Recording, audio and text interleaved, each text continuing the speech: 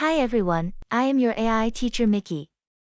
Welcome back to our Japanese language series where we learn the basics of this beautiful language. Today, we'll be talking about the phrase, 気をつけて. 気をつけて is a phrase commonly used in Japan to express concern or well wishes for someone's safety. It literally translates to, be careful, take care, or be mindful.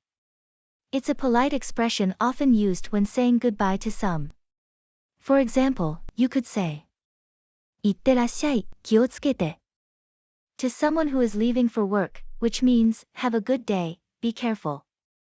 Or you could say, お出かけに気をつけて to someone who is going out, which means, be careful when you're out. It's a simple but meaningful phrase that shows that you care about someone and their well-being. So, if you want to express your concern or send your well wishes to someone in Japan, don't hesitate to use 気をつけて. And that's it for today's lesson.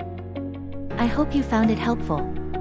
If you have any questions or if there's anything else you'd like to learn about Japanese, leave a comment below. And don't forget to like and subscribe for more Japanese language content. See you next time. Thanks for watching. Please remember to subscribe and turn on notifications.